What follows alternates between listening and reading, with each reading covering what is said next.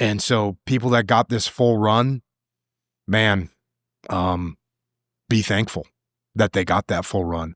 And right now, if you're a dude and you're 22 years old and you feel like you're directionless, get your shit together, man, and go start making things happen. Yeah, that sense of urgency is such an interesting one. You know, we are prepared to sort of waste years trying to work out what would take us days to do. It is. I understand why some people have degrees of regret around that, because they think, fuck, like I don't know where that time went. I wish I'd known this thing sooner. But again, if action's the antidote to anxiety, the only way that you can work out what it is that you need to do is by hurrying up and doing it. And again, if the fear of failure, the fear of the unknown is worse than the actual thing, you know, it all ties together. Yep. I think everything that we've spoken about. And by the way, you fail. Like, yeah, you're going to blow some stuff. You're going to make some bad decisions. You're going to screw some things up. Yeah, that's kind of cool. Like, those make for good stories, man. Go get them. Go make them happen. Don't sit around being afraid that you might screw something up. You're going to screw something up. That's guaranteed. Go do it. Get a good story out of it. And also prove to yourself that you're not made of glass. This was the first thing that I learned in striking, which I'm sure that you, at some point when you'd first started, learned as well, which is probably as a newcomer to any striking sport, the most important day that you have is the day when you stop doing that, when a fist comes towards your face, because you realize, oh, actually, if this happens, it's okay. Yep. And it's that symbolically for your life, right? No if I get punched on the nose, my life continues. Yep. And my nose is still there. Yep. Yeah, go get yourself punched in the face a few times. It's going to be good for you. A quick aside, if you haven't been feeling as sharp or energized as you'd like, getting your blood work done is the best place to start, which is why I partnered with Function. They run lab tests twice a year that monitor over 100 biomarkers. They've got a team of expert physicians that then take that data, put it in a simple dashboard, and give you insights and actionable recommendations to improve your health and lifespan. They track everything from your heart health to your hormone levels, your thyroid function and nutrient deficiencies. They even screen for 50 types of cancer at stage 1, which is 5 times more data than you get from an annual physical. Getting your blood work drawn and analyzed like this would usually cost thousands, but with Function, it is only $499. And for the first 1,000 Modern Wisdom listeners, you get another $100 off, making it $399. So you can go to the link in the description below or head to functionhealth.com/modernwisdom. That's functionhealth.com/modern wisdom. I've heard you say as well, comfort is a slow death. How do you balance the need for rest and recovery without letting comfort weaken you in that way? Yeah, again, this is a good lesson I took away from training MMA fighters, which is you're in a fight camp. You're in a fight camp for 10 weeks, 8 weeks, 12 weeks. It varies depending on when the call comes, whatever.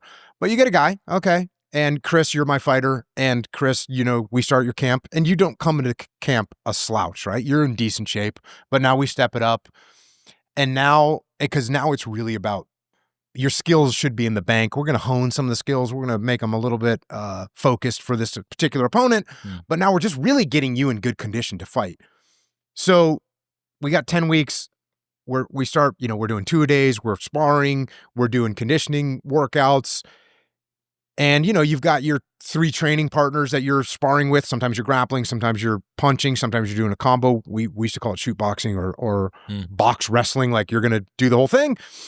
And 4 weeks into it, 5 weeks into it, you come into the gym and I'm watching you, and the grappling guy that you normally tear up, he gets the best of you. And then we time you on the sprints and you lose to your sprint time by 8 seconds. And I look at you and I go, hey man, tomorrow, day off, go eat steaks. And I might even say take 2 days off, depending on how rough you look. So it's very obvious. It's so obvious when someone is overtraining, anyone can see it. You don't have to be a genius. And so it's the same thing with like life. If you start going backwards in life, you're probably trying to take on too much stuff and you could use a breather. So take a breather.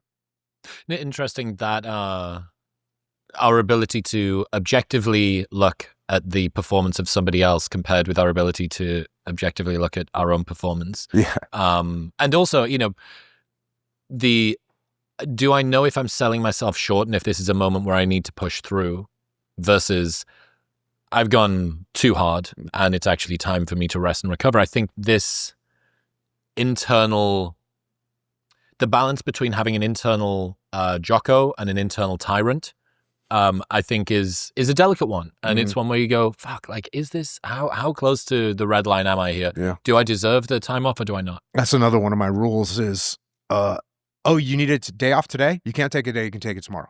So if you wake up today and you're like, oh, I feel like crap today, cool. Feel like crap today, go do what you're supposed to do. If you wake up the next day and you go, yeah, I'm hurting, cool, take that day off. Because you can get through today even if you need a day off. But if you really, truly need a day off and you plan and you take it tomorrow, I'm okay with it. That's a sick idea. James Clear, this is the best idea around habits, which is basically the inverse of what you're talking about.